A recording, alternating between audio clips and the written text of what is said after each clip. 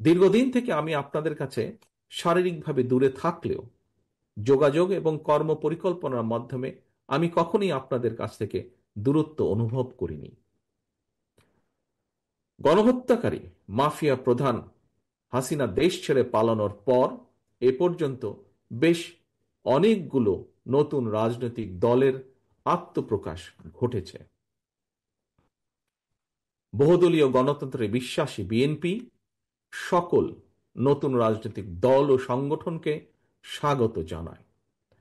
তবে নির্বাচনের মাধ্যমে গ্রহণ কিংবা বর্জনের চূড়ান্ত সিদ্ধান্ত জানাবে জনগণ।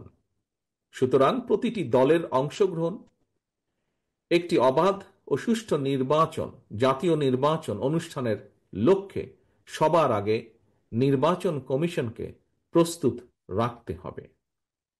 দেশে একটি অবাধ এবং সুষ্ঠু নির্বাচন অনুষ্ঠানের জন্য নিরপেক্ষতাই হচ্ছে অন্তর্বর্তীকালীন সরকারের সবচেয়ে বড় পুঁজি।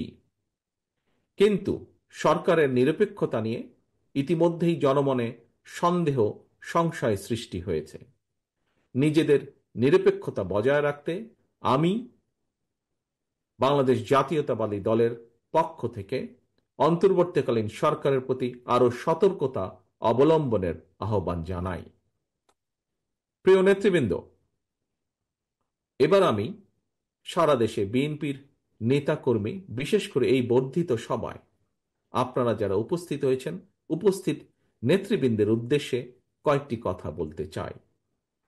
দীর্ঘদিন থেকে আমি আপনাদের কাছে শারীরিকভাবে দূরে থাকলেও যোগাযোগ এবং কর্ম পরিকল্পনার মাধ্যমে আমি কখনোই আপনাদের কাছ থেকে দূরত্ব অনুভব করিনি। আমার মনে হয় এখানে উপস্থিত যারা আছেন প্রায় প্রত্যেকের সঙ্গেই আমার অন্তত কম বেশি কথা হয়েছে, কথা হয়, টেক্সট মেসেজে আদান প্রদান হয় টেক্সট। তবে আজ এখানে আপনাদের সবাইকে একত্রে পেয়েছি, সেজন্য আমি অত্যন্ত সৌভাগ্যবান, অত্যন্ত আনন্দিত। আপনাদের সকলকে অভিনন্দন।